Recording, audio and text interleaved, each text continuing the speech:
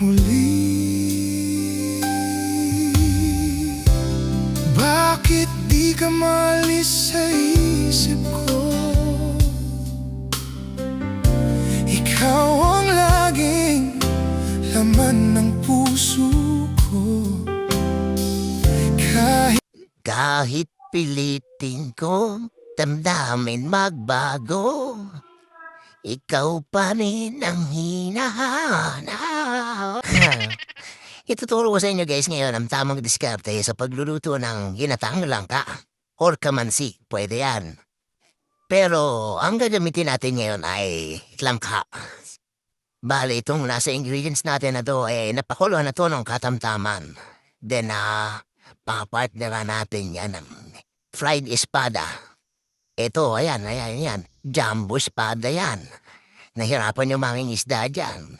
Lagpas 3 kutsilyong haba niyan. Ang laki niyan. Wow! Unahin na natin iprito yan.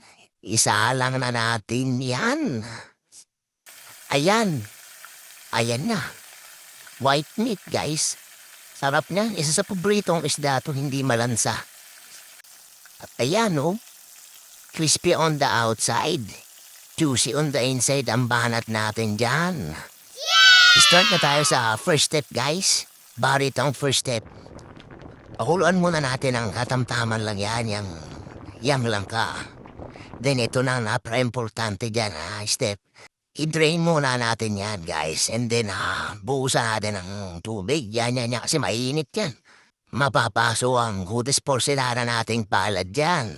Ayan. Then, pipigaan natin yan, guys. Ito ang pinaka-importante step dyan. Pipigaan natin yan dahil para pag dilagyan natin yan ng gata, aabsorbin niya yung purong gata. At bawat nguya mo ng langka ay kumakaboom! Yung lasa ng purong gata at ng timpla nito. Yan ang tamang diskarte dyan, guys. Ngayon, alam nyo na, Sample na kayo ng try ng recipe na to, guys. Di kayo magsisisi. Legit to. Start na nating lutuin yan, guys. Ilalagay lang natin lahat yan sa kaserola. Then, yan. Karat-karat lang natin yan. Then, talbog-talbog lang lahat na ingredients nito. Then, pakulo. Then, mekus-mekus. Ilagay na natin yung bawang. Siyempre, bawang muna. Pero kahit kahit sabay-sabay nga, pwede yan. Ayan, sibuyas. Ay, luya.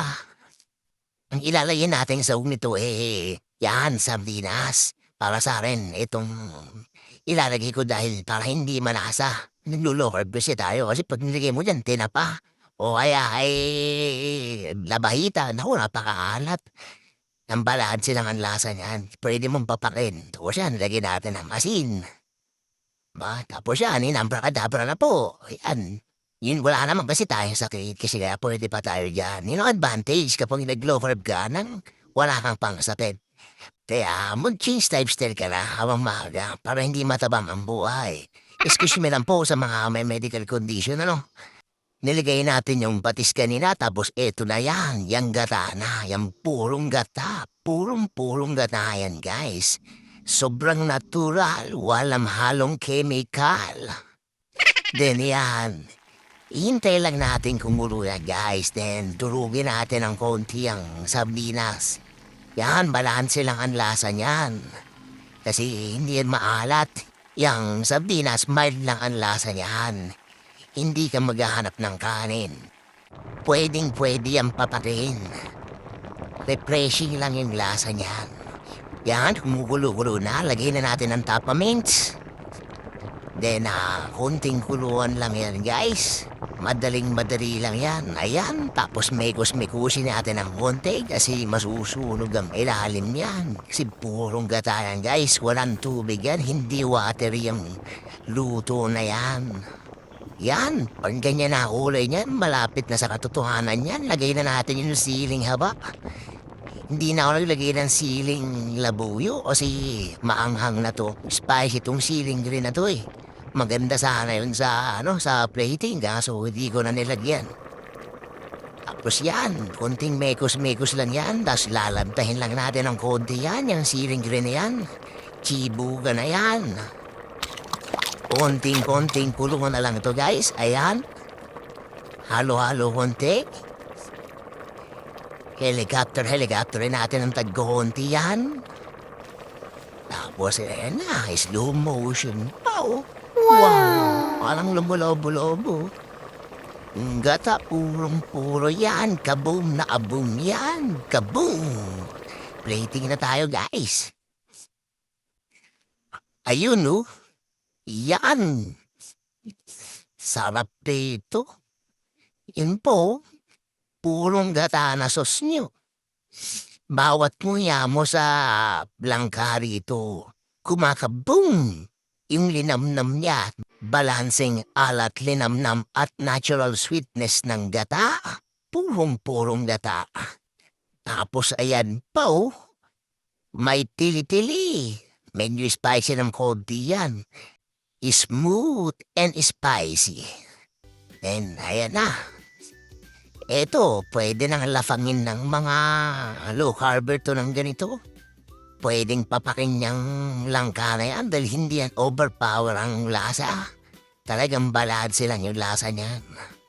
Tapos syempre, kaulam niya, ayan, yung espada, sarap niya na hindi malansa yung isda na yan. Goods na goods yan.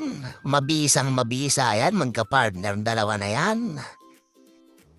At dahil wala naman akong medical condition, babakbakan ko yan ng with shirataki rice. 1/3 cup lang yan ng hilaw at 150 grams lang yan ng luto na. Yan ang advantage guys kapag nag-change lifestyle ka nang wala ka pang sakit. Susubo lang ako ng konti guys, papakita ko lang sa inyo din. Tutuloy ko na yung pagbakbak ko dito. Anyway guys, share and subscribe naman. Baka naman. Umpisahan na nating banatan yan at banatan pa ng iba yan. Ayan, tikman muna natin itong espada. Sarap nito, walang lansa to. Tikman muna natin yan ang wala masawsawan para mahalasaan talaga natin yan. Yung isda na yan. Ayun, susupat sumama nung isa. Ayan, sarap. Hindi malansa. Umuwi na yung lasa din itong isda na to. Then, titikim na natin ang sunod eh. Lalagyan naman natin ng, yung toyo mansi. Nagtutoyo mansi pa rin kasi ako pambuhay lang ng lasa. Kunti lang. Tikman natin eh. Yun! Wow! Sarap. Buhay yung lasa. At eto guys, lasubo na to. See you on my next video. Sarap dito.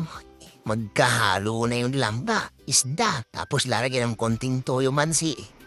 Kaboom na aboom to. Grabe, nagbe-burst sa buhanga yun. Sarap na ito. Ayan. Kaboom!